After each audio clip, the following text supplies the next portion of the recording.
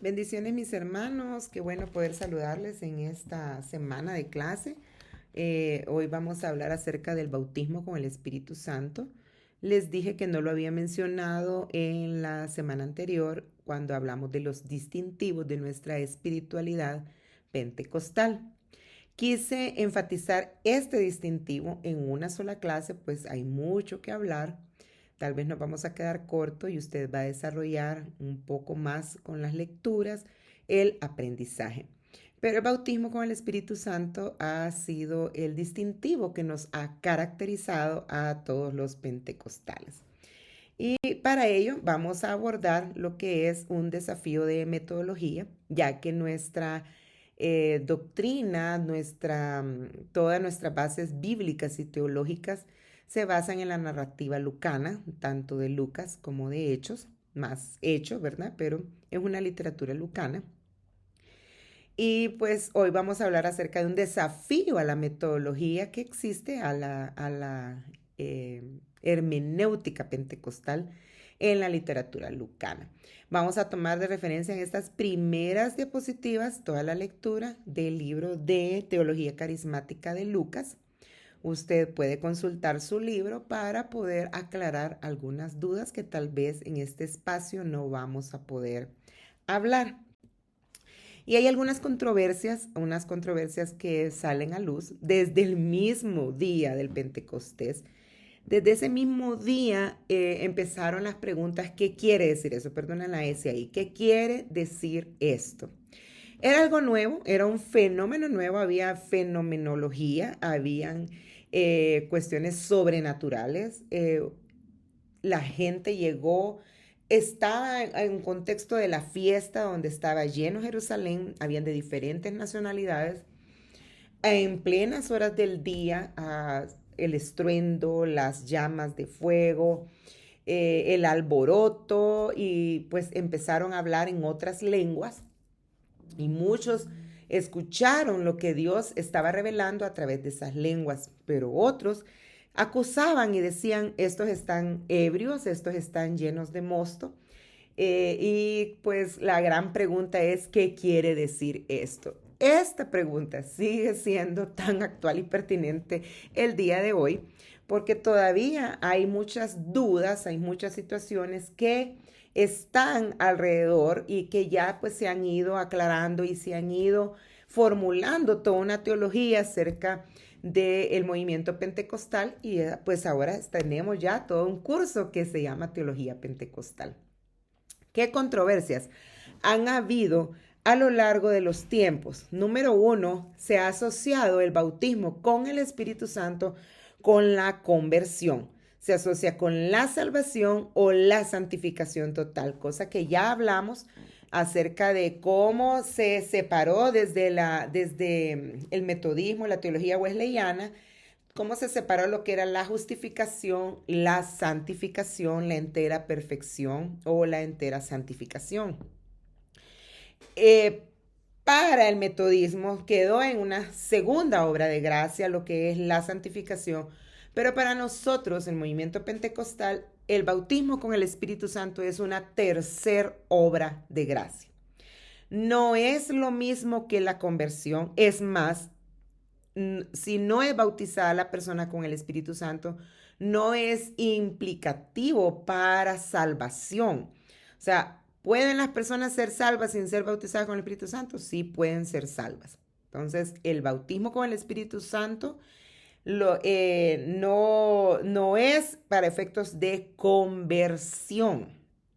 Ahora, ¿el Espíritu Santo hace algo? Sí. ¿El Espíritu Santo bautiza? Sí. El Espíritu Santo bautiza cuando alguien se convierte, hace una obra de regeneración, la obra de santificación juntamente con uno, o sea, vamos colaborando con el Espíritu Santo y el Espíritu Santo nos bautiza para ser parte del cuerpo de Cristo. Pero ese es el bautismo del Espíritu Santo. Pero nosotros estamos hablando del bautismo con el Espíritu Santo. ¿Quién bautiza con el Espíritu Santo? Es Cristo. Por eso nuestra teología no está separada de lo que es la cristología. Nosotros somos cristocéntricos. Nuestra herencia es cristocéntrica, es evangélica, es cristiana. Y ahora pues somos también pentecostales. Entonces no tiene que ver ni con la conversión, salvación, ni con la santificación total. Para las personas que estaban en el movimiento metodista, sí, ellos decían que ese bautismo era el que le ayudaba para poder estar en la santificación. Segunda controversia. La segunda controversia es que hay muchos que apelan o dicen que el bautismo con el Espíritu Santo es plenitud de poder. Sin eso ya no hay poder, ya no hay capacidad o autoridad para hacer el ministerio. Se ha identificado como una plenitud de poder para el servicio. Nosotros sabemos que el Espíritu Santo, que el bautismo con el Espíritu Santo es un investimiento de poder. O sea, somos investidos, como ponerse un vestido, como ponerse esa túnica, esa ropa con la que te da las habilidades para servir y testificar del Señor. Sin embargo, no es plenitud, no es que sin eso ya tú no puedes servir al Señor. Y la tercera controversia es la glosolalia. Se nos ha criticado mucho al movimiento pentecostal porque nos han dicho que nosotros solo hablamos de glosolalia y esa es la controversia, ¿verdad? El único elemento distintivo del pentecostalismo, la evidencia esencial o prácticamente la única, fuera el bautismo con el Espíritu Santo en el hablar en otras lenguas. Entonces, no es la única, es la inicial. Hemos nosotros creemos que es la evidencia inicial porque es la evidencia física, es la evidencia que uno puede decir tangiblemente, pero no es la única evidencia. Y esto es parte de nuestros distintivos, pero como bien dije la semana pasada, tenemos muchos distintivos. Somos una comunidad ferviente, de adoración ferviente, somos una comunidad que cree en los milagros, en los carismas, en la teología, en el estudio bíblico. Y uno de nuestros distintivos clave, sí es clave, no es el único, no es el que pues solamente ese tenemos, pero sí es clave en lo que es nuestra teología. Y ahí es donde vienen las controversias. Quiero hablar entonces de estas diferencias. Nosotros necesitamos entender cómo es la hermenéutica pentecostal que nosotros basamos nuestra doctrina en la literatura lucana, lo que el doctor Lucas escribe tanto en Lucas como en Hechos. Entonces, vamos a hablar un poquito de las diferencias hermenéuticas o metodológicas fundamentales que se han creado por medio de todas estas controversias y nos ha orillado a hacer una buena hermenéutica de la literatura lucana y ver el significado del Espíritu Santo tanto en Lucas como en Hechos. Entonces vamos a ver ahora los problemas metodológicos. Voy a hablar así rápidamente de estos problemas. El número uno es la homogeneidad literaria y teológica de Lucas y Hechos. Ha sido un problema porque para muchos estudiosos, para muchos eruditos, no hay una homogeneidad. Se considera de que no hay una continuidad en lo que es Lucas y Hechos. Y aunque sabemos que es el mismo autor, se ha considerado que son dos tomos del mismo libro, pero muchos dicen, pues no parece que fuera así porque se miran elementos literarios diferentes, se miran elementos teológicos diferentes y nosotros sabemos, ya haciendo una correcta hermenéutica, sabemos que el autor no lleva el mismo hilo por las cuestiones geográficas, por los diferentes contextos, y que en Lucas se habla más del ministerio de Jesús y en Hechos el inicio de la iglesia. Pero podríamos decir que tienen una homogeneidad literaria porque primero es el mismo autor, segundo es el mismo destinatario, tienen el mismo estilo, usa un griego cuidado con muchos detalles históricos y geográficos. Lucas termina el evangelio con la ascensión de Jesús y Hechos comienza exactamente en ese mismo punto, como si fuera la segunda parte del mismo libro. En la homogeneidad teológica, vemos que se habla de Jesús y la salvación. El Espíritu Santo se habla en los dos, solo que tal vez se hacen hincapié en Lucas de ser llenos del Espíritu, y en Hechos ya se habla de un bautismo con el Espíritu Santo. La universalidad es un tema teológico que abarca los dos tomos. Lucas muestra a Jesús abierto a los pobres, a las mujeres, a los extranjeros, a los marginados, a los que no valían nada. Comienza un ministerio desde Galilea hasta llegar a Jerusalén, y ya se mira que en Hechos parte de Jerusalén para toda la tierra.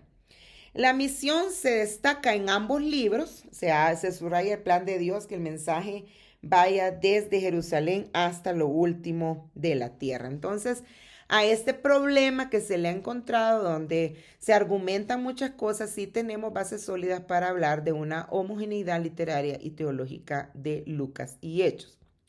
El segundo problema metodológico que nos presenta aquí el doctor Roger en la teología carismática de Lucas es el carácter teológico de la historiografía de Lucas.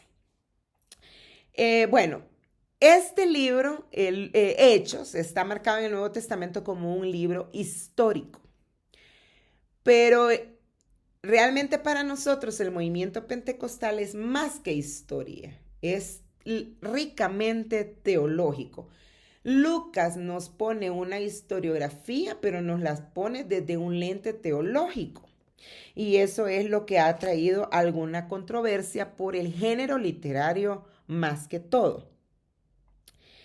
Quiero leer en la página número 6, usted puede leer en esta página donde habla del carácter teológico, y dice que al interpretar el libro de Hechos, los pentecostales suelen hacer hincapié en el carácter teológico de las narrativas y restar importancia a su unicidad histórica. Esa es la crítica que nos hacen. Por otra parte, los que responden a su reto metodológico llevan al mismo el carácter histórico de las narrativas y minimizan su carácter teológico. Basado en 5 episodios de Hechos que construyen nuestra teología pentecostal en cuanto a lo que es el hablar en otras lenguas o el bautismo con el Espíritu Santo, los encontramos en los discípulos del día del Pentecostés, Hechos capítulo 2, versículos 1 al 13. Luego los cristianos en Samaria en Hechos 8, del 14 al 19. Saulo de Tarso en el capítulo 9, versículos 17 y 18. A Cornelio y su casa en el capítulo 10, versículos 44 al 46. Y los discípulos en Éfeso en el capítulo 19, versículos 1 al 7. Específicamente, estos pasajes, estas narrativas, son la base teológica para nuestro movimiento pentecostal. Y quiero leer aquí lo que dice el autor, porque dice: de acuerdo con fundamentos bíblicos, las lenguas son una evidencia necesaria y esencial del bautismo con el Espíritu Santo. Dios prometió que el modelo bíblico era la norma para tiempos venideros. Hechos 2:39. Para vosotros es la promesa, y para vuestros hijos, y para todos los que estén lejos. Entonces, los pentecostales ponemos énfasis en el propósito teológico normativo. Esto nos da una norma a nosotros, que la evidencia inicial del bautismo con el Espíritu Santo es hablar en otras lenguas, tal y como sucedió en esos 5 episodios que narra el doctor Lucas. Y el tercer problema metodológico es la independencia teológica de Lucas. La tendencia, dice, a romper el vínculo y la narrativa histórica que acabamos de examinar ha llevado a un corolario feliz para la interpretación del Espíritu Santo en Lucas y Hechos.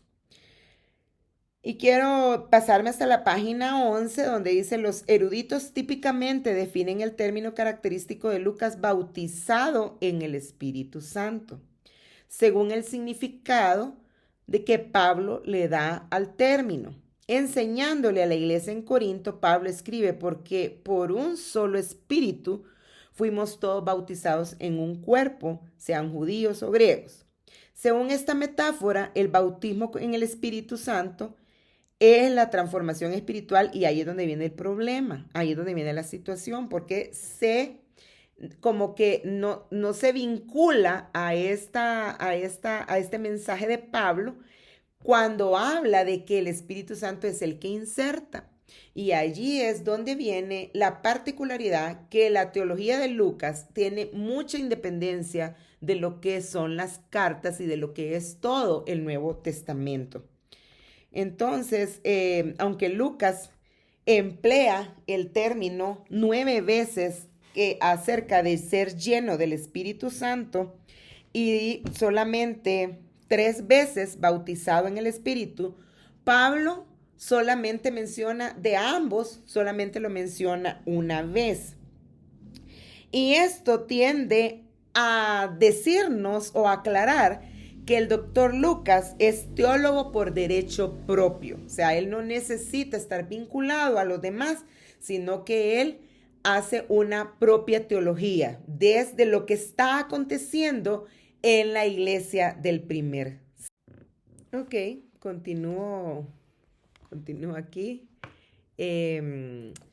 Hemos llegado hasta acá a aclarar, ¿verdad?, de que había una confusión o ha habido una controversia entre reconocer que el bautismo con el Espíritu Santo es lo mismo que la santificación o está en lo mismo que la segunda obra de gracia. Entonces nosotros, el movimiento pentecostal, la teología pentecostal sostiene que el bautismo con el Espíritu Santo es una tercera obra de gracia. La santificación y el bautismo pentecostal son experiencias distintas pero complementarias. No son lo mismo, se vinculan porque para poder recibir el bautismo con el Espíritu Santo necesitamos tener limpieza de corazón y un estilo de vida, una santidad como estilo de vida. No, se complementan, pero son diferentes. Ahora, ¿qué es el bautismo con el Espíritu Santo, verdad? Bueno, para hablar de la tercera obra de gracia, ¿cuál sería la primera? Sería la salvación. Wesley lo pone como el primer camino, que es la justificación, donde somos declarados libres de culpa. Luego viene la segunda obra de gracia, que es la santificación.